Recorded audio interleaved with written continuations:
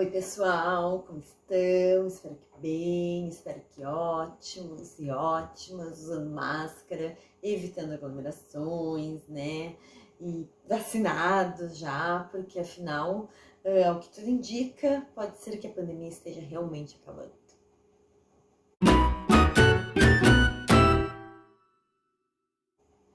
Então, pessoal, o vídeo de hoje é um vídeo correção sobre aquelas questões dos slides das primeiras sociedades indígenas do Brasil, certo? Tivemos aí várias e várias aulas sobre isso, nos adaptamos ao retorno presencial, estamos, né, nos adaptando a esse retorno presencial controlado, então foi um conteúdo que ficou um pouquinho mais demorado da gente finalizar, mas estamos chegando ao final dele, certo? Então eu passei ao final dos slides 9 questões para vocês, e agora peguem o que vocês responderam e confiram o vídeo de correção, certo?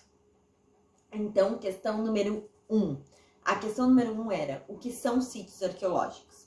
Então, sítios arqueológicos são aqueles lugares onde tem enterrados vestígios de populações antigas que passaram em uma determinada região, certo? Esses vestígios podem ser fósseis, marca de fogueira, pinturas rupestres, e através desses vestígios, então, os arqueólogos vão pesquisando e vão entendendo como é que se deu a ocupação desse lugar, desse espaço, através de vestígios históricos, fontes históricas não escritas, certo? Questão número 2. Onde se localizam os principais sítios arqueológicos do Brasil e quais suas datações? Então, os sítios arqueológicos do Brasil, a maioria deles vão... tem um deles que vai ser numa região bem oeste do Brasil, certo? Lapa do Sol, mas a grande maioria deles se localiza ou em algumas partes do interior do Nordeste, então do sertão mesmo, né? Bem no interior do Nordeste, tem também bem no oeste do Rio Grande do Sul, em Arroio dos Fósseis, tem alguns sítios e eles se dividem entre aqueles que datam entre 9 e 11 mil anos antes do presente e aqueles mais antigos do que 11 mil anos antes do presente, certo? Questão número 3. Quais as morfologias das ondas migratórias de ocupação do Brasil? Então, eu tô lendo aqui, tá, gente? Estou colando para lembrar quais são as questões. Leia elas direitinho como se eu li. Então, pensem que tiveram pessoas, chegaram no Brasil, populações pelo norte do Brasil e foram migrando para o sul do que hoje é o Brasil, lembrando que não existia Brasil nessa ocupação dos primeiros seres humanos, e aí chegaram algumas migrações migratórias com pessoas com traços mais asiáticos, ou seja, rosto mais oval, achatado, pele mais amarelada, olhos puxados, e que configura então os americanos atuais, e também algumas ondas migratórias também do norte, de grupos então mais com uma morfologia parecida com aborígenes da Austrália ou africanos, então traços mais aí negroides, com o nariz mais largo, os olhos mais arredondados, e que a gente não teria registros atuais dessa permanência dessas populações, que teriam vindo então com esses traços mais da Austrália, dos aborígenes ou dos africanos, certo? Questão número 4. Explique em forma de texto sua palavra qual o nome do fóssil mais antigo do Brasil. O que é possível saber das características desse ser humano a partir da análise de seu esqueleto, onde ele foi encontrado e qual a sua datação. Então, o fóssil mais antigo do Brasil é o fóssil da Luzia, certo? O fóssil da Luzia, então, ele tem uma datação histórica aí de mais ou menos 12 mil anos atrás, certo? E ele foi encontrado na região de Lagoa Santa, em Minas Gerais. Na região de Lagoa Santa, em Minas Gerais, esse fóssil é o único é o fóssil humano mais antigo do Brasil. Então, a partir dele, a gente tem como saber que já existiam populações humanas no Brasil há mais ou menos 12 mil anos atrás. Antes disso, a gente não tem comprovações através de vestígios de fósseis humanos. A partir dele, a gente sabe que era uma mulher, que foi dado atualmente o nome de Luzia.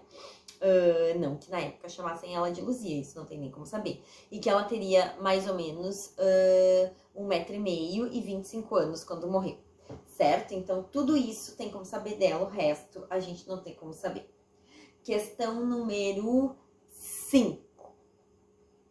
Explique em forma de texto e com suas palavras quais os principais registros históricos encontrados no Parque Nacional da Serra da Capivara e por que ele poderia revolucionar as teorias de ocupação do planeta pelos seres humanos. Então, o Parque Nacional da Serra da Capivara, ele fica no interior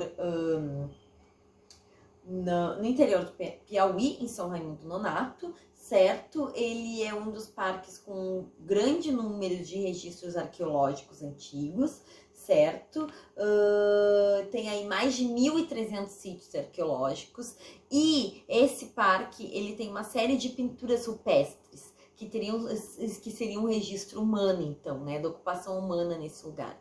E essas pinturas rupestres, algumas delas, alguns vestígios humanos que existem nesse parque e nesses sítios arqueológicos, datam de mais de 58 mil anos de ocupação da Terra, da ocupação dessa região pelos seres humanos. Então, isso significa que talvez as teorias que dizem que os seres humanos chegaram nas Américas há mais ou menos 12 mil anos, que são as mais aceitas atualmente, poderiam ser contestadas por a gente ter, então, registros mais antigos, certo? Nesse parque. Então, só que ainda não se achou nenhum fóssil humano, por isso essa comprovação ela ainda não foi totalmente aceita na comunidade científica, mas existe esse debate, então, a partir dos registros desse parque nacional que existe no interior do Brasil, certo? Questão número 6. Explique em forma de texto suas palavras desde quando ocorre a ocupação humana no atual Brasil, quando iniciou a agricultura e onde se originaram os atuais povos indígenas do Brasil, certo? Então, a ocupação humana do Brasil, se tem certeza absoluta que ela ocorre, então diversos grupos vão ocupando o Brasil há mais ou menos 10 mil anos atrás, certo? Há mais ou menos 9 mil anos,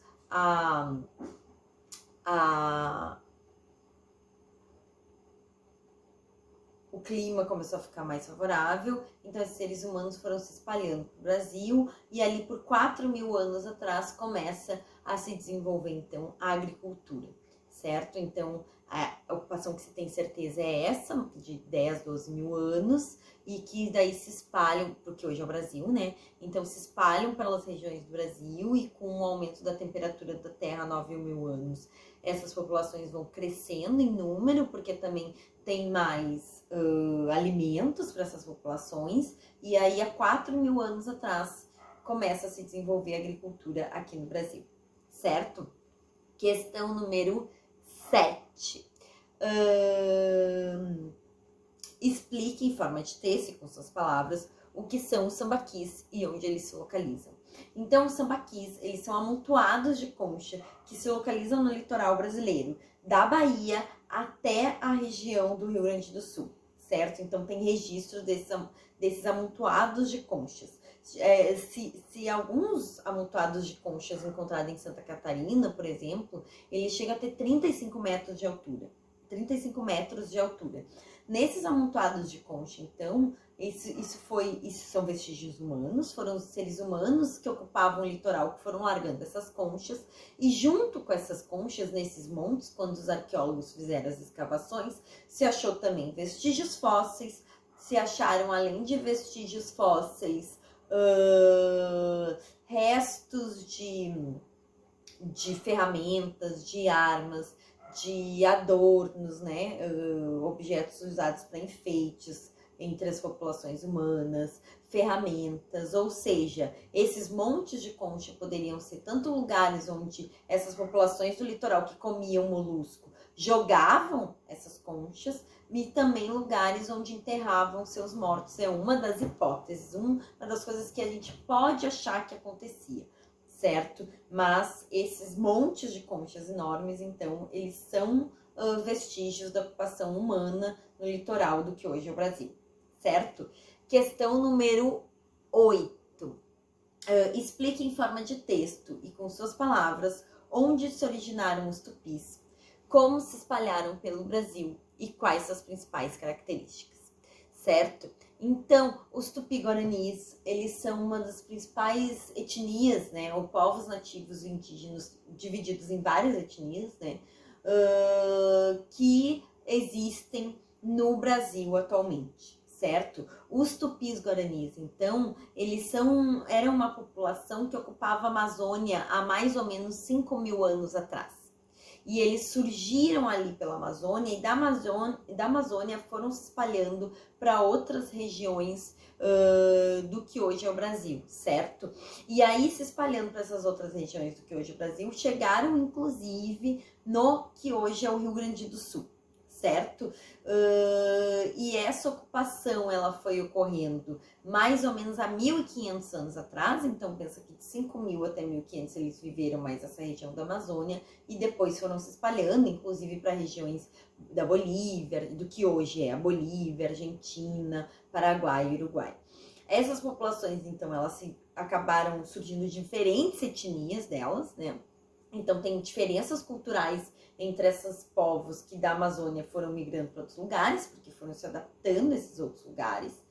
E eles costumavam, então, habitar aldeias que derrubavam árvores, faziam clareiras no meio da mata, e habitavam aldeias a céu aberto, e eles produziam já cerâmica, então instrumentos de cerâmica, que são daqui a pouco bacias feitas de barro, né?